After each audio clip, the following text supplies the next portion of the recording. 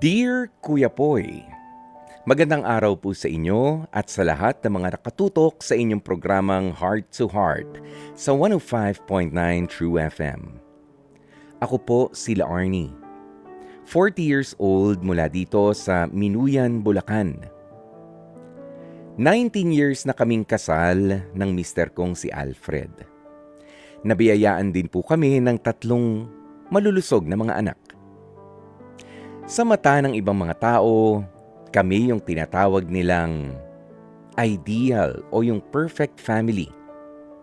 Masaya, maayos ang buhay, at walang kadaladalang problema.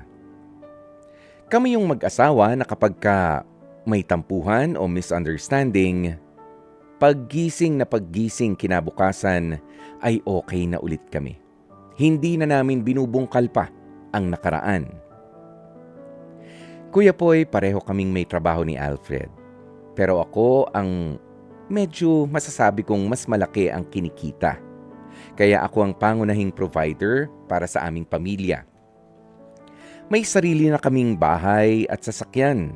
At higit sa lahat, may 100% support system ako mula sa sarili ko ring pamilya. Sa lahat ng aspeto, kung titingnan mo, ay maayos na maayos ang buhay naming pamilya. Pero nito lamang nakaraang taon, bigla na lamang nag-iba at gumuho ang lahat ng inakala kong perpekto. Nalaman ko kasing niloko pala ako ng asawa ko. May relasyon kasi siya sa katrabaho niya at ang mas masakit pa, ay may video pa nga ng mga nangyari sa kanila. Halos ikamatay ko ang sakit nang malaman ko ang bagay na yon, Kuya Poy. Pero tahimik naming inayos ang issue namin na mag-asawa. Walang nakakaalam. Wala kaming sinabihan. Paulit-ulit kong tinanong ang sarili ko kung saan pa nga ba ako nagkulang para gawin ni Alfred sa akin yon?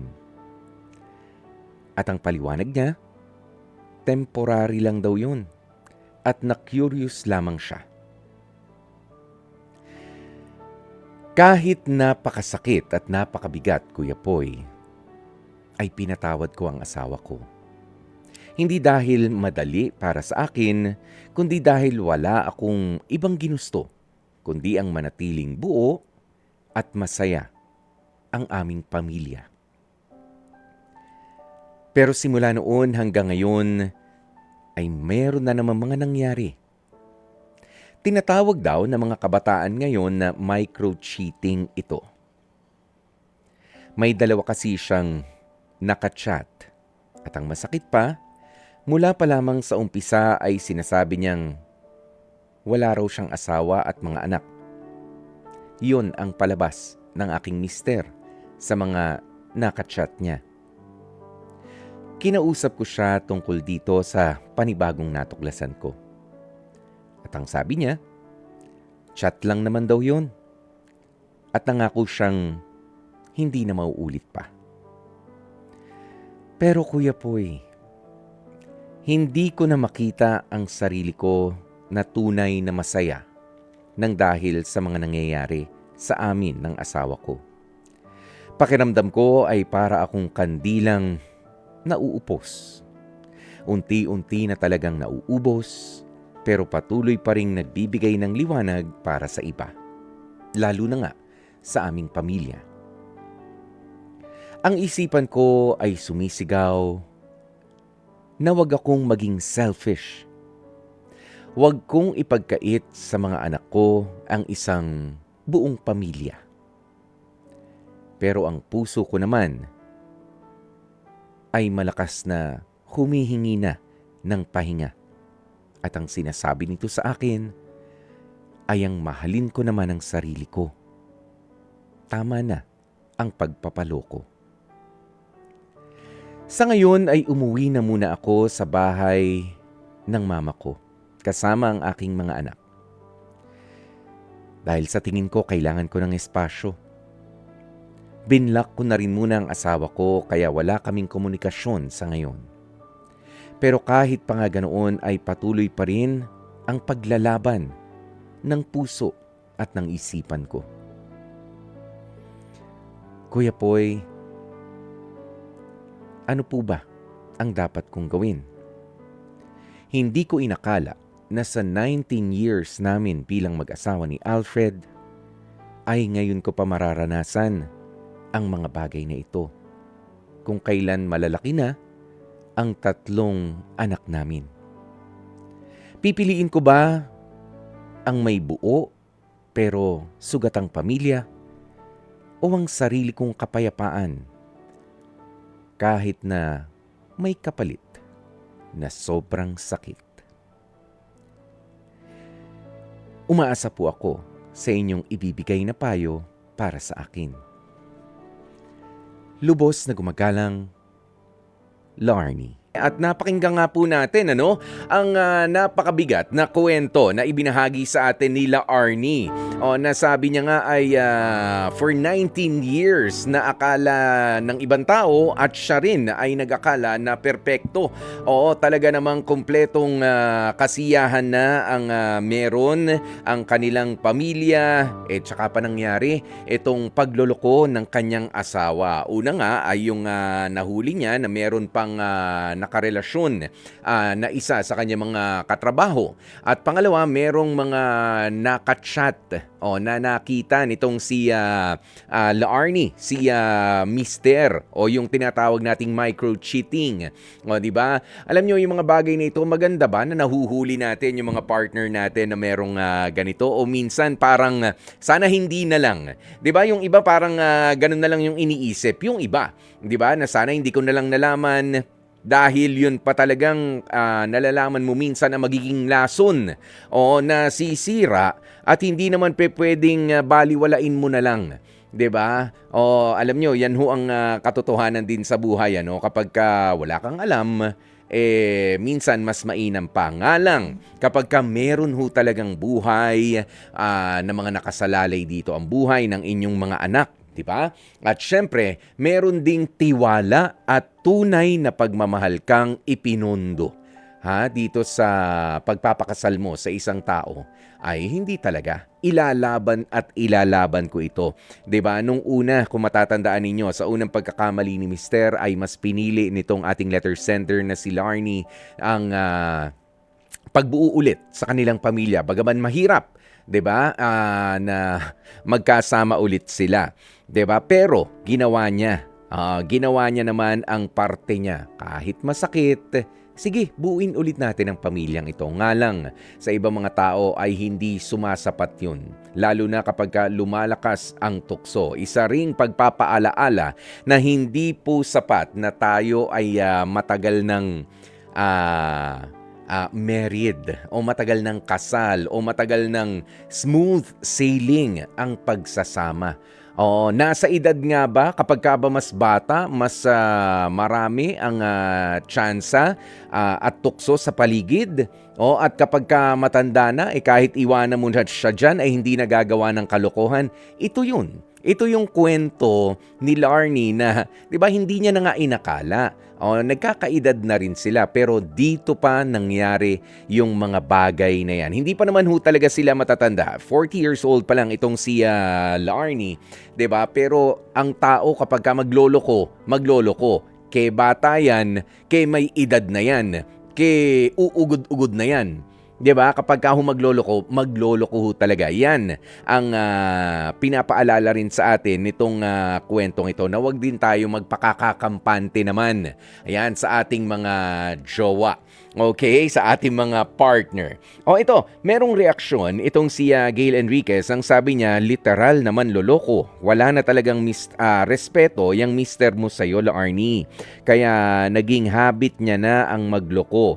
Kahit sa chat pa lang. Nandyan pa rin siya. Okay lang sana kung first time na nahuli, ka-chat lang naman daw. Wala naman nangyari. Anong alam mo? Meron ka nang ginawa noon. 'Di ba? Na naka-video ka pa.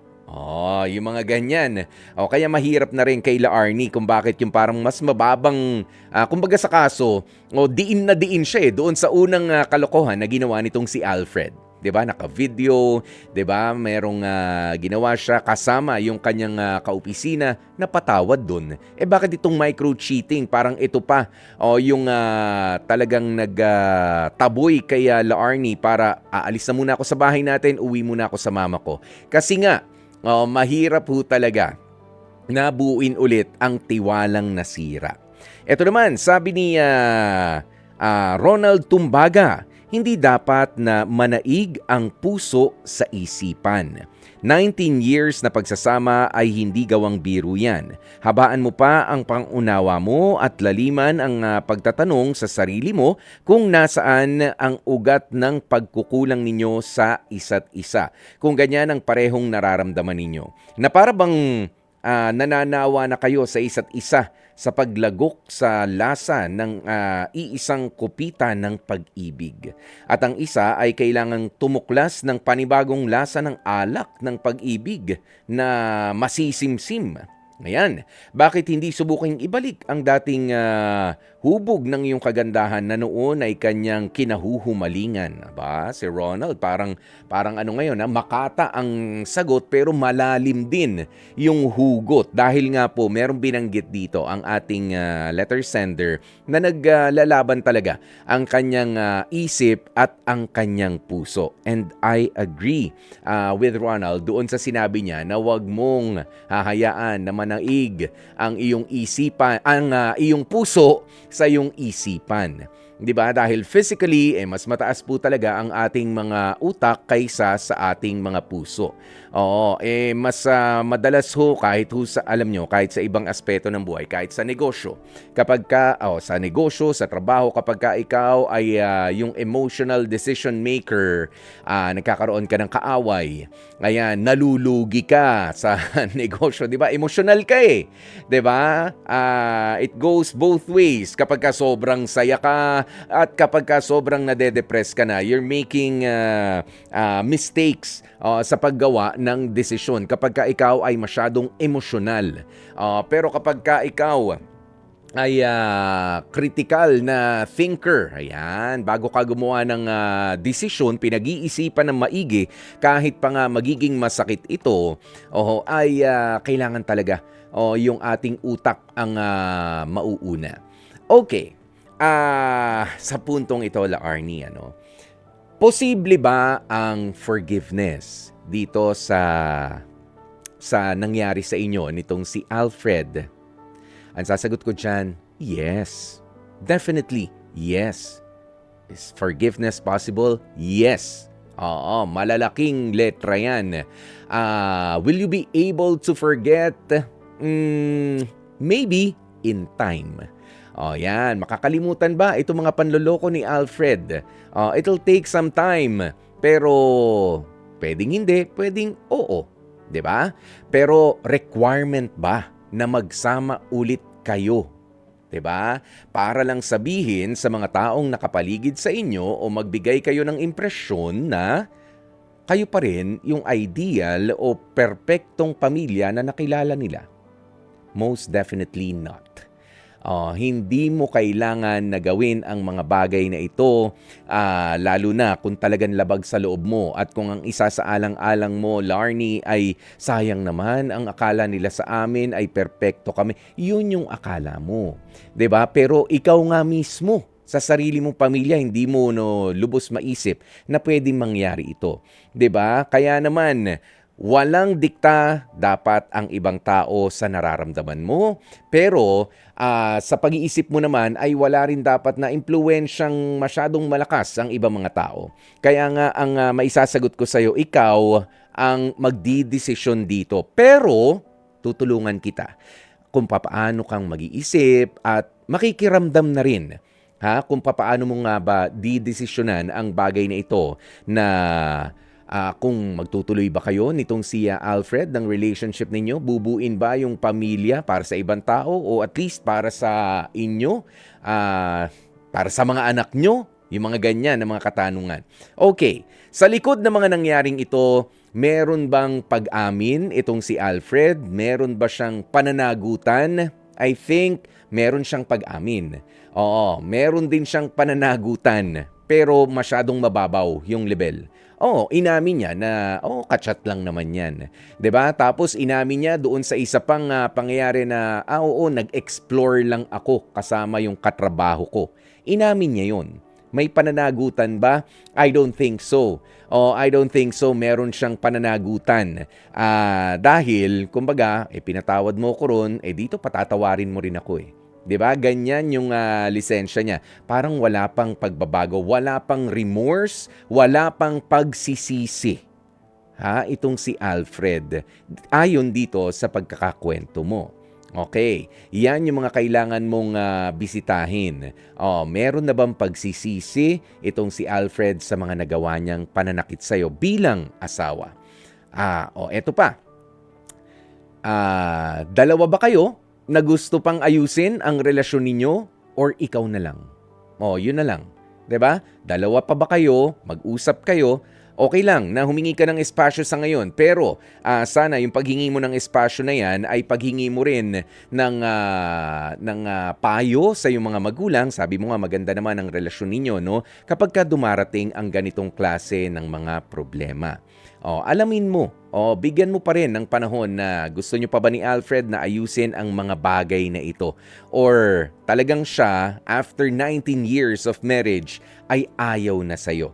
'Di ba? Saan ka ba nagkulang? Siya ang makakasagot niyan, si Alfred. Kahit sa tingin mo na ibibigay natin ang lahat, baka itong pagkakataon na ito ay maging turning point para sabihin ni Alfred, saan ba nagkukulang yung tamis ng pagsasama natin? 'Di ba? At diyan mo rin malalaman kung dalawa pa ba kayong lumalaban. At pangatlo, kung sakasakali, napiliin nga ninyo na kayo ay magsama ulit at ayusin ang relasyon na unti-unti na talaga at medyo may malaking sira sa ngayon, kaya mo bang magtiwala muli sa asawa mo o puro duda ka na lang?